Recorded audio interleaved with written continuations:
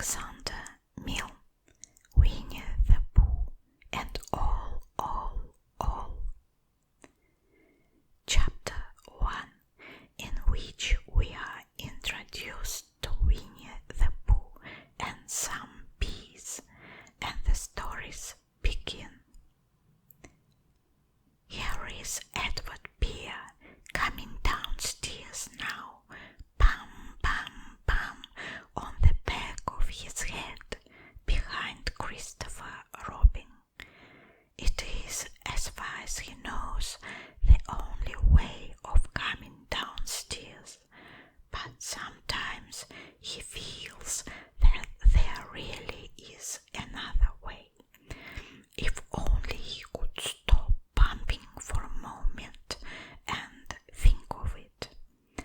And then he feels that perhaps there isn't.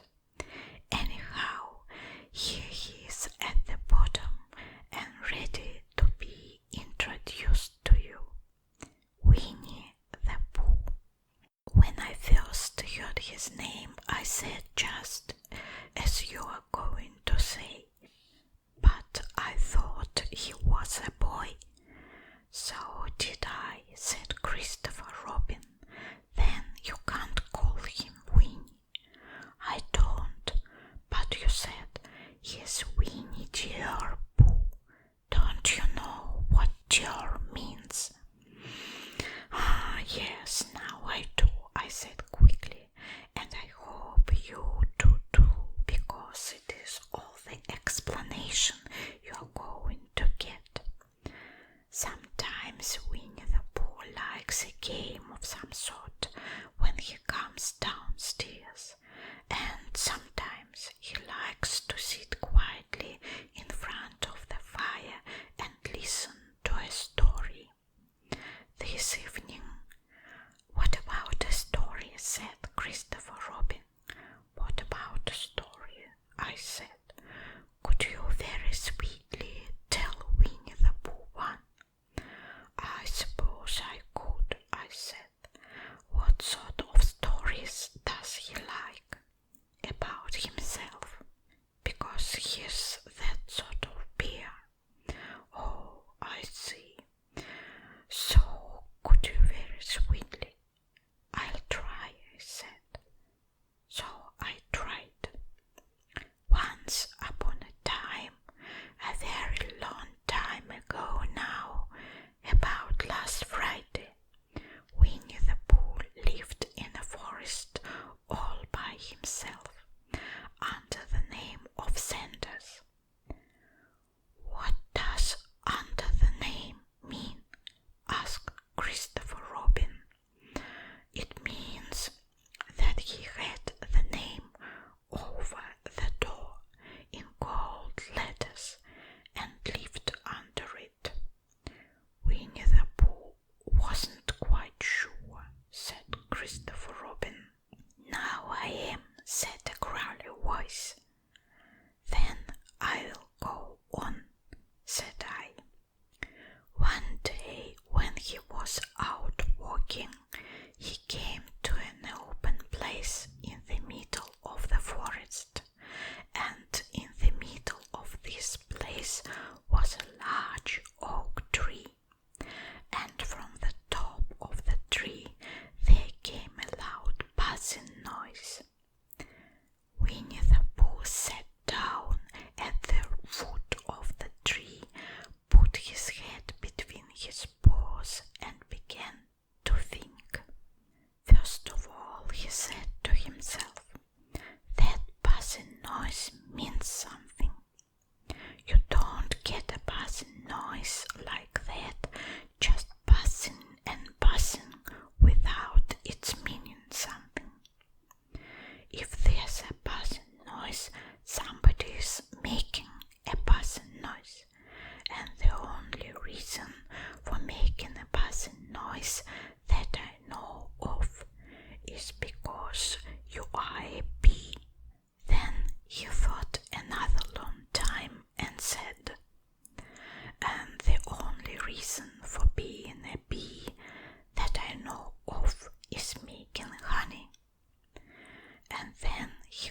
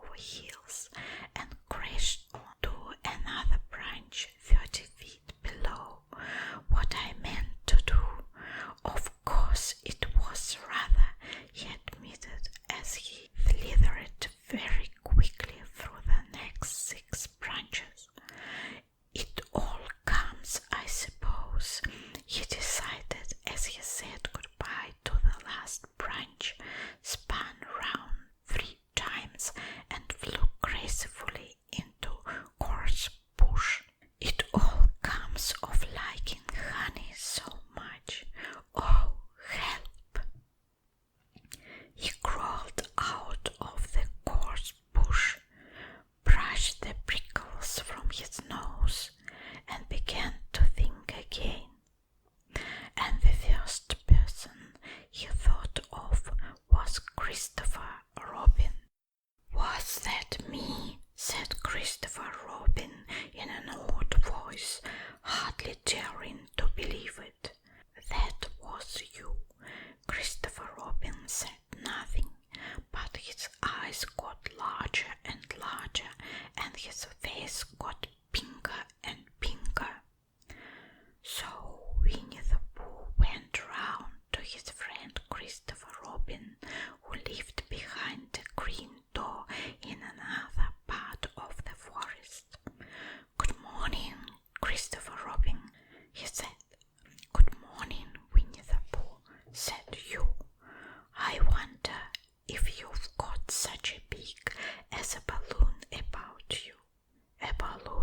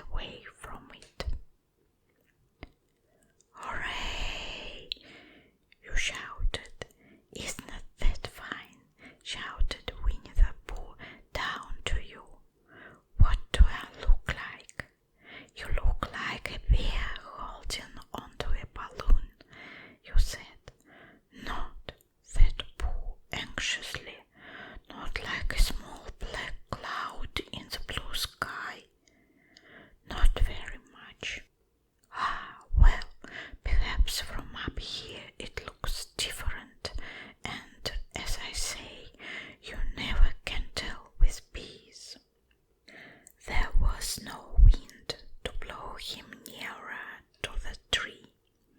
So there he stayed.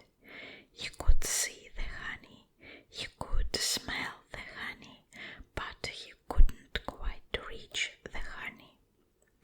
After a little while, he called down to you.